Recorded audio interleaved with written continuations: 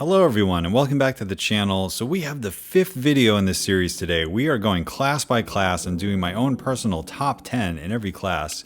And we've hit 4 of them so far, but today is the big day. We are going for the cosmic class. Now I've gotten a lot of good feedback on some of the past videos. I always ask, keep it respectful, but I would love to see some comments in that comment section.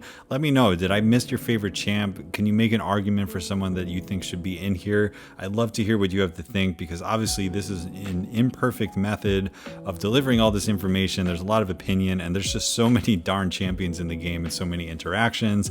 It's impossible to get this right for everybody, but for me, I'm just gonna have a little bit of fun with it and we're gonna see who we can pick for the top 10 cosmic champions. So let's get started. Now, I will just say on my last list when we did the tech ones, it wasn't really a joke. It was actually like a serious move where I left Ghost off the list because she's the obvious #1 tech champion. So I'm going to do something similar with the cosmic one.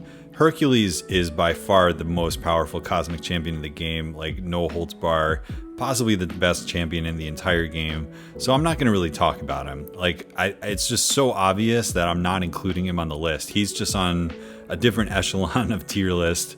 So that means technically we're going to do the top 11 champions because we're just not going to talk about Hercules and we're going to do a top 10 that doesn't include him. Now there is one other champ I'm not including and it's not for the same reason as Hercules, but this is Corvus Glaive.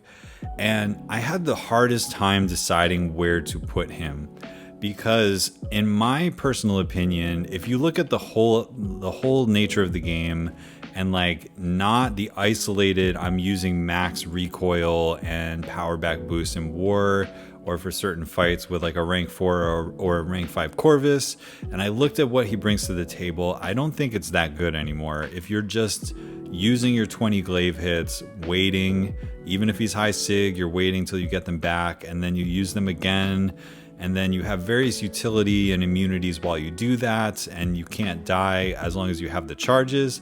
Like, I don't think that kit holds up anymore. You gotta beat certain fights on the map to build yourself up and ramp up, but like they may not always fall in the right order. Like, to me, that's not a top 10 kit anymore.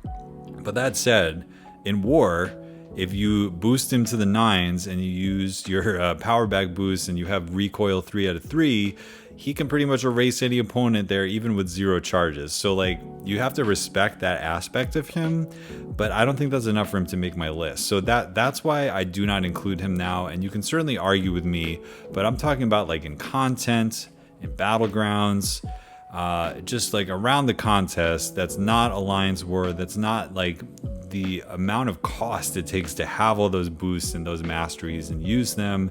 It doesn't seem worth it to me when there are just so many powerful cosmic champions that don't have all that baggage going into it when using them. So that's the reason that he might be like number 11 on this list, but I just wanted to get that out of the way early. Now I'm gonna break another rule. So this one's going great. I'm not including 2 champions and I'm breaking a rule with number 10.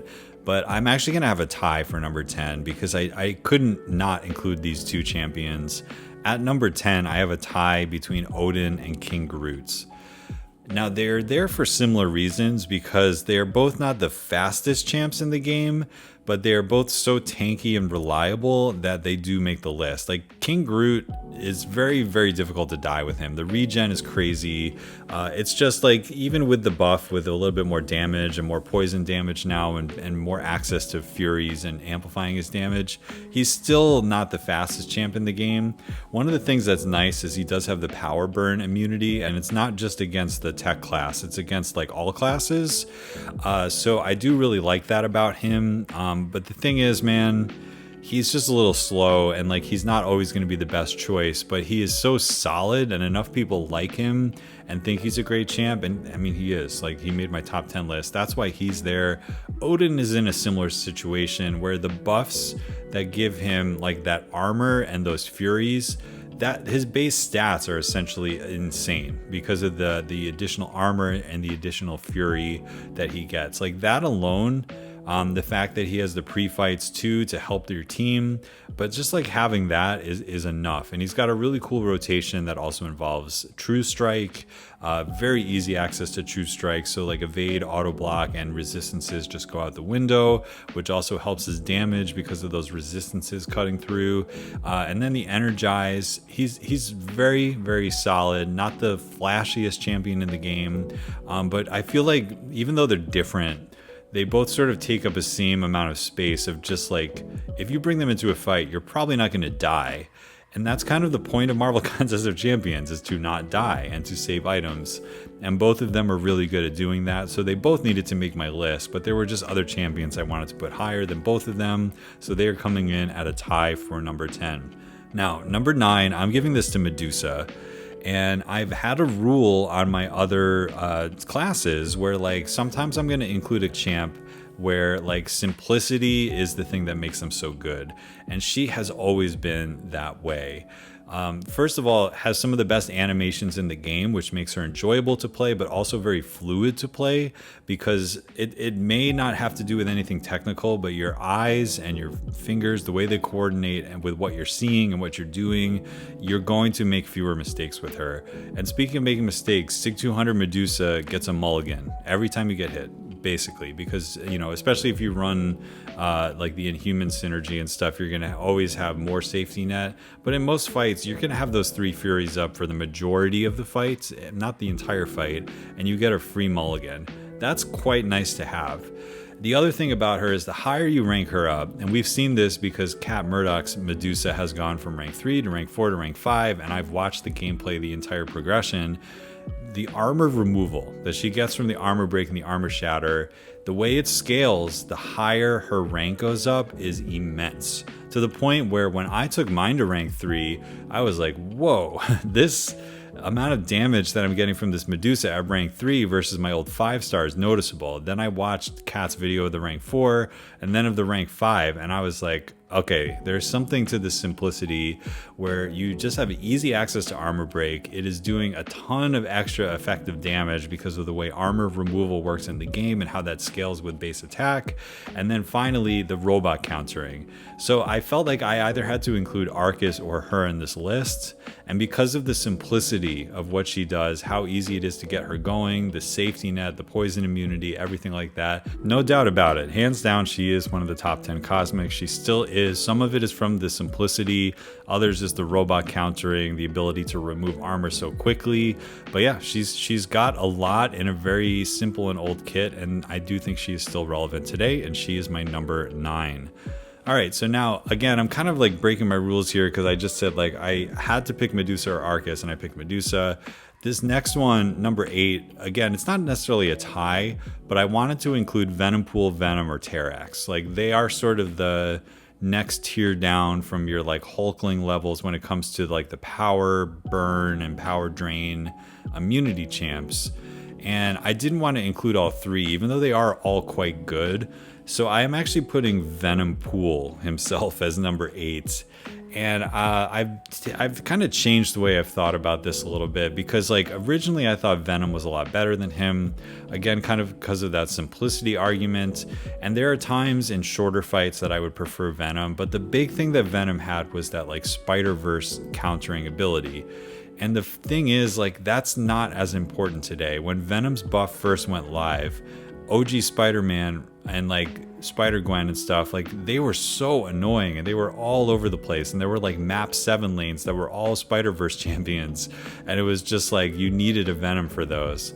And like I just feel like that's less of a problem now. So that was one of the big things Venompool had against him, is like his countering relied on getting that Clintar buff up, which wasn't always guaranteed even with the Sig ability. So but like if that's the only argument that makes him not as good as regular Venom, like I think I'm going with Venompool. Like the way his Omnom works is unlike anything in the game. It bypasses various nullify immunities. The way the cooking meter works is pretty fantastic. You basically, like, anything you do is going to make that thing ramp up, and you just keep building throughout the fight. You get to keep your buffs, and there are various ways you can use your specials and your heavies to just like continue to ramp yourself up and just do an outrageous amount of damage. So yeah, Venompool, like if I have to look at all of those three as offensive champions, I think he's going to barely kind of eke out as being my number 8 champion. But you could make arguments for the other two, like obviously Terrax and Venom have different utility than Venompool does, even though I'm all kind of, looping them together because of that like power drain immunity thing. But yeah, I think overall, if you look at like total utility, I'm going Venompool for my number 8. So now we've got number 7, and I'm giving this spot to Cersei. I'm a big Cersei fan. First of all, glancing is a really, really good ability on offense as well. It basically means like when you're hitting like block and things like that, a lot of things aren't going to happen. So like when you block, so like bubble shield, or like just basically any ability that would happen on block, like stunning reflection, for example. So that's good to have, but that's really kind of not even the most important thing about her. The most important thing about her are those Furies on the special 2 and the transmutation charges she gets as she goes up. When you get that going, you get unblockable specials that reach the entire screen, very easy to connect. You also have true damage, which will get around all armors and things like that. You have a stun off of the special 1. I just think that her flow and her ability to like increase her damage is so powerful.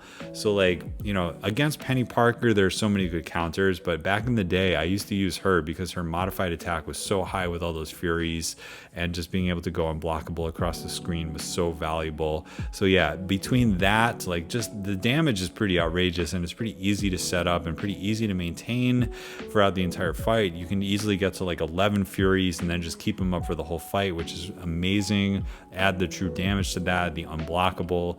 That's enough right there. But then you throw in that glancing, you throw a heavy. It not only helps ramp you up a little bit more with your transmutation charges when you have the glancing, but then any of these abilities that happen during block are just not going to happen because it's a 100% glancing. And then of course there is a way later in the fight, if you have a bunch of Furies, if you have a bunch of transmutation and you throw the special 2 in a certain way, it's going to regen you a lot. We've seen that it's not necessarily a life steal, but it's based on how much damage you do. So yeah, that can basically heal you back to full as well. And she can be a slightly annoying defender, and she gets a little bit of power gain and regens when she gets hit during the glancing with the awakened ability. So all that together makes her a very good offensive threat, a little bit of a defensive threat as well. And I do rank Cersei high enough to make it as my number 7. So next up, number 6 is going to go to Hyperion. Hyperion could easily make it higher than this because, again, of his simplicity. The thing that's always kind of brought him down a little bit is the relying on RNG.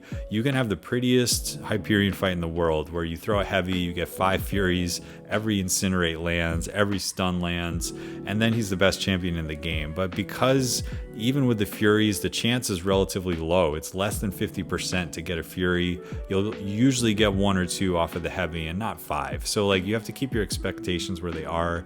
The main thing that makes him so powerful is the special 1 spam is one way to say it, but just in general, having that power gain, that consistent power gain, always having access to specials, always being able to create openings, being able to go to the special 3 if you need to, a little bit of regen, a little bit of physical resistance will come off of that special 3 as well. You can try to do the stun chain off the special 2, but you're always gaining power. You're always going to be just over a bar of power. And if you keep throwing those special 1s, stacking those incinerates, it doesn't grant that much power to the opponent.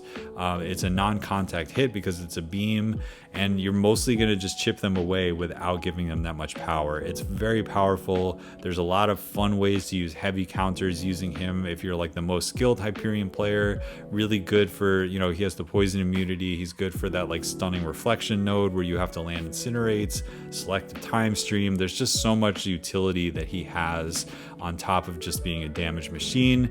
If he had better guaranteed for the Furies and the incinerates, he would be an absolutely broken champion. So I get why they're there, but it's also what's holding him back from being in the top 5 in my opinion, and that's why he's my number 6 top cosmic champion. Okay, at number 5 is going to be Cosmic Ghost Rider. Now, listen, running recoil, running the proper boosts, and having a complete handle on him, he can erase most HP faster than anybody in the game. Maybe Agent Venom with the Scorpion synergy is a little bit faster. We can have that argument a different day. Cosmic Ghost Rider, you gotta respect the damage. You gotta respect the damage. He has decent immunities with the bleed immunity and the incinerate immunity, big armor breaks, and you know what? That damnation or whatever it's called is a fate seal, it's a heal block, it's a power lock. That's very, very useful as well. Being able to have a cosmic champion just like erase the entire palette of buffs throughout a fight can really come in handy. Unblockable Special 1 also exists, and you know, if you have an awareness of where you are in the judgment cycle, you can really play him to a high level. I have been in a lot of fights with him though where I've made mistakes and it's led to me losing a lot of health. Like the Havoc in EOP, if that one goes well, it looks easy as heck. It's really, really nice. I made a lot of mistakes. I did not play the fight properly. I did not make it look as pretty as some of those great Cosmic Ghost Rider players out there. And I do find that that is occasionally the case. You go in with a plan, the AI does something different, and it becomes a little tricky to get out of it. One of the other things I don't like about him is he does need 5-hit combos. You can't just medium like some other champions. You have to do a 5-hit combo ending in a medium, a 5-hit combo ending in a light. Often that is not going to help you with how you're managing their power. If there's some kind of evade or some reason to not hit them a lot, that can also come into play. So I want you to know he has his limitations, but his damage is so high, and most of the time damage is going to be enough to just get them down, that he's easily a top 5. You could even say he's a little bit higher, especially if you run recoil and you don't care about health remaining. If it's just about erasing HP, he's one of the fastest in the game for sure. He's got utility on top of that. He's got some immunities. I think he is worthy of the top 5. Just got to be a little careful with him. So number 5, Cosmic Ghost Rider. Now number 4 is a little untested, but from what I've seen, he deserves this spot, and that's Adam Warlock, the first Cosmic Champion to come out since Gallon, who was the first one that came after Hulkling. So obviously there was a lot of expectations for this big cosmic being to be really good. Now the headline, of course, is the nullify immunity, the neutralize immunity when he's got his golden buff or whatever it's called.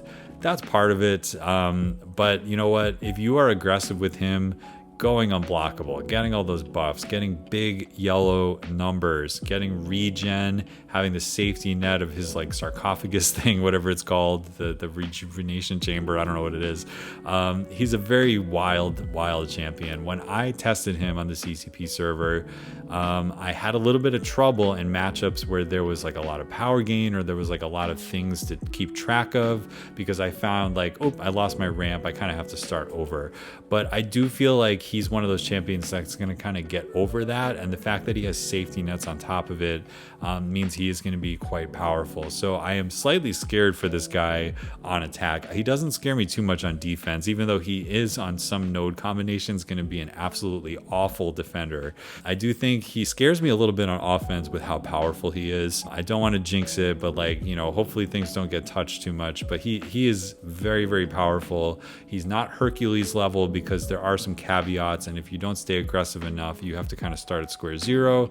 But the way he's designed, he's going to just be a very, very powerful attacker for a long time. And at least for now, he's going to be my number 4. He could go up, he could go down. We kind of have to see a little bit more data on him, but he has been in the game for a month, so I feel pretty confident putting him above Cosmic Ghost Rider as number 4. Number 3, I'm giving to Null. And again, this might be a little bit of personal bias because I have a rank 5 Null. I absolutely love Null. And the thing I've said about him is that he is so dependable. He does not require the AI to do anything for him to work, because his mediums and his heavies, they're more than likely than not going to place one of those abyss debuffs on them. You know that if you throw a special 1, it starts corruption. You know if you throw a special 3, it's going to start a really long corruption. In most regular fights, you're going to just spam the special 1. You keep that corruption up. If there's enough armor breaks, the light attacks are going to do the instant bleeds. They're not going to give them much power. If you end in a medium, it's going to degen them. It also will heal you back a little bit. The special 1s will heal you back a little bit. If you want to finish him off, throw a big special 2. It's going to do a ton of damage with even more instant bleeds. It's just fantastic to see all those armor breaks and see the red damage go flying. And then, he also has that really crazy Sig ability where not only does he start with 15 of the Living Abyss debuffs, which means the ramp is just that much faster. That's how you can do that special 1 spam. But also, if they start regenerating while they're toward death, it's just going to erase their health. It's just like, goodbye health, I'll see you later. I've even had that lineup against Nick Fury once where the corruption happened as soon as the second life start, and it actually works for that. It won't work if it's already there. That's a little hard to thread the needle, but I have seen it work great for stuff like Abyss Green Goblin. We've all seen that with Karina's challenges and things like that. It's a really, really cool ability. Not to mention a lot of his hits have true accuracy, so you can get by annoying evade just by doing medium or heavy, which is kind of the way that you play him anyway as you're ramping up. So yeah, very, very powerful candidate for number 3. He does have resistances to bleed and poison as well as degen, so he's very good with recoil masteries. I'm finding for my rank 5 though, I don't need recoil, I don't need special 3s. Special 1 spam is enough. Another underrated ability, you throw a special 1 into block, it's going to push them back enough that they cannot punish you. So that works for Penny Parker. It will basically remove her shield because it's so many hits. I love that about him. It's a little hidden piece of utility as well. He also goes unstoppable and unblockable for a very, very easy opening right as corruption is starting, if you can line that up. I have a lot of good things to say about this guy. I have a lot of experience with him. And in my opinion, because unlike Cosmic Ghost Rider and unlike Adam Warlock, and Gore to some respect, who didn't make this list, like, you do not need to worry about the AI. You do what you do and the things happen. That's why I love Null, why I think if he gets added as a 7-star, it's going to be really scary because he's so good. And yeah, he's phenomenal. So he's my number 3. And then the final 2, no surprise, I'm giving number 2 to Gallon. Because he's similar to Hulkling. He just erases health pools. He's got those crazy immunities to everything, even including a special lock, which is a really cool one to be immune to, in addition to power drain and all that stuff. But yeah, for the most part, man, if he's ramped, the fight's over in no time. He gets to 999, he harvests, and it's over. While he's harvesting, you get a little bit of regen, you get unstoppable. It's really nice. If you throw your other specials, you get stuff like Furies and Incinerate, which aren't that bad. You can go into the special 3 to kick off the harvest easy. But yeah, for the most part, man, you can do it 2 ways. You can get to 100 and then start the harvest and then build and chip away that way. Or if it's some really dangerous fight where you need to take them from like 85% to 0%, you just get to a 999 harvest and boom, they're dead. So he's so good, man. He's so good. And like, I do like that there were a lot of metas in Battlegrounds where he was completely ridiculous. And recently the metas, I mean, he's been good, but he's actually not taking these fights that are like way out of his zone, like not taking ridiculous mystics and things like that. He's still a force to be reckoned with, but I think he is fairly well balanced because he's not always the fastest if he's not getting ramped. But if you're using him in questing, he's so reliable. He laughs at Penny Parker or any kind of power drain. They've got armor ups or things like that, forget about it. He's going to ramp up really quickly. Really fun to play, just like it's Galactus, for God's sake, right? So yeah, I do think overall he is the number 2 best Cosmic Champion. And that, of course, because Hercules is in his own class. And I said that at the beginning of the video. We are not including Hercules in the list because he is the clear number 1. Our number 1 for these purposes is going to be Hulkling. I've talked about him a lot, and I'm going to say my spiel one more time on him, even though you may have heard it before. The thing I love about this guy, in addition to his immunities and his damage, is that you do any action and you get a buff immediately that is going to help enhance the action you just did. If you hit their block, you get pierce and you eventually go unblockable. If you get hit, you get a regen, you eventually go indestructible. Throwing your special 2 gives you furies, which make you even more powerful. Hitting them gives you aptitudes, which amplify that. If you well-time block, you get a bulwark. It goes on and on and on. This guy is so fast at gaining power because of the way the shape shift charges go. You get to that special 2 in no time. You can do it with very few hits. You can do stuff like just parrying to gain a little bit of power, just hitting their block to get a little bit of power. And if anybody asks me, how do I play Hulkling? Go unblockable and throw the special 2, man. That's basically it. If he has high enough sig, those double furies are going to last a pretty darn long time. You can usually get off a few combos, like maybe even 3 whole combos with him afterward, get to another special 2 and end the fight. The unblockable is phenomenal. The safety net of the indestructible and the the regens are phenomenal as well. He is so fun to play, so well built, so it's not necessarily easy to play, but he's just so intuitive and just so good atop the cosmic class. So he's my number 1 cosmic champion. As I said before, Hercules gives the devs headaches. He makes content hard to design because of his damage, his immortality, his intercept window, all that stuff. You know how good Hercules is. You know he was going to be number 1 on the list. So he is off my list. We're not going to talk about him besides what I just did today, and we're going to leave it with Hulkling at number 1. So anyway, I hope you enjoyed this list. Cosmic was a little crazy because there are so many interesting pieces to this class. There are some obvious powerhouses toward the top and then some decent utility options toward the bottom that I really enjoy. And there's just a lot of firepower in this class, and isn't it fun to be a good Cosmic in this game? So anyway, that's going to do it for today. Thanks for checking out this video. Always appreciate it when you guys subscribe, comment, share, become a member of the channel, all that kind of stuff. So thanks again. We have one more. We have to go over the Mystic class still, and that's going to be coming out a little bit later. Thanks for checking out this series. I really appreciate all your feedback and support, and we'll catch you in the next one.